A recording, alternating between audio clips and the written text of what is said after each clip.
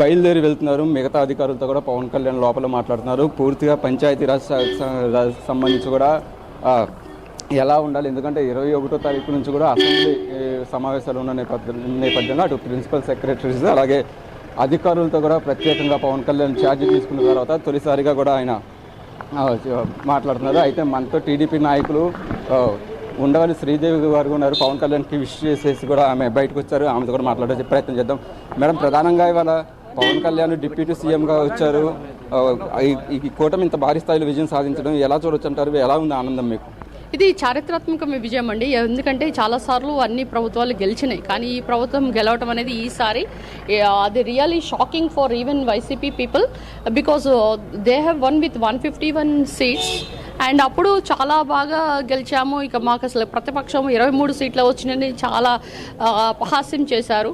అప్పుడు చంద్రబాబు నాయుడు గారు ఒకటే మాట అన్నారు, ఇది గౌరవ సభ కాదు, మళ్ళీ నేను గౌరవ సభలోనే వస్తాను అని చెప్పారు. అదే మాట మీద నిలబడి ఈరోజు మరి అలయన్స్ ఏదైతే BJP and then Janasena TDP alliance NDA కూటమి ఇంత భారీ విజయం సాధించడానికి కారణం మెయిన్గా పవన్ కళ్యాణ్ గారి గురించి చెప్పొచ్చు. ఎందుకంటే ఆయన కూటమిని సమీకరించడం, తర్వాత ఆయన చెప్పింది ఒకటే, వైసీపీ వ్యతిరేక ఓటును చీల్చను, వైసీపీని అతపాతాలను తొక్కుతాను అని చెప్పాడు. అది నెరవేర్చాడు. కనుక ఆయన చాలా ఫెయిర్ పర్సన్, ఏది చెప్తే అది చేస్తారు.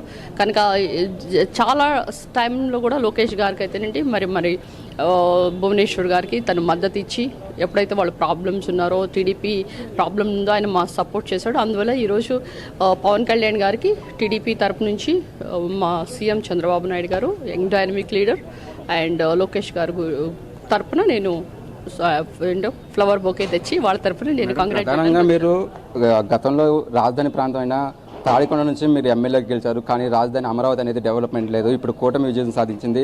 రాజధాని ప్రాంతాన్ని ఎంత త్వరగా అభివృద్ధి చేయాలి, ఎలాంటి ప్రణాళిక మీరు సూచనలు చేస్తారు? ఆల్రెడీ మొన్న మేము వెళ్ళామండి, నారాయణ గారు మున్సిపల్ కమిషన్ మినిస్టర్ గారు కలిస్తే ఆ రోజు ఆయన చెప్పారు దశల వారీగా చేస్తామని. ఇప్పుడు ఆల్రెడీ ఎవరు కూడా అడగలేదు.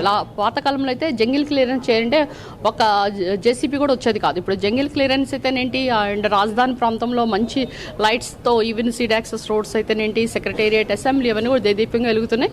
కనుక ఈవెన్ ఎమ్మెల్యే క్వార్టర్స్, తర్వాత అధికారుల క్వార్టర్స్ కూడా 90% క్లియర్ అయినాయి. కనుక అవి కూడా క్లియర్ చేసేసి మిగతా బ్యాలెన్స్ ఏదైతే ఉందో వాటర్ కానీ సీవేజ్ ప్రాబ్లమ్స్ అవి చేసేసి తొందరగా డిస్ట్రిబ్యూట్ చేస్తున్నారు. టిట్కో హౌసెస్ కూడా ఇస్తున్నారు. ఎందుకంటే టిట్కో హౌసెస్ అనేవి అది రియల్లీ 2000 పైన ఉన్నాయి రాజధాని ప్రాంతంలో. కనుక అక్కడ ఎప్పుడైతే రాజధాని పూలింగ్కి 33,000 ఎకరాలు తీసుకున్నారో అక్కడ రైతులు చెప్పడం జరిగింది, ఇంటికి ఒక ఉద్యోగం అని, తర్వాత వాళ్ళకి కావాల్సిన హౌసెస్ అయితేనేంటి అన్నీ కూడా చేస్తానని చెప్పారు. అది ఆ దశలోనే ఈరోజు మన సీఎం చంద్రబాబు నాయుడు గారు, తర్వాత లోకేష్ గారు నేతృత్వంలో ఇవన్నీ కూడా దేదీప్యంగా జరుగుతాయని చెప్తున్నారు.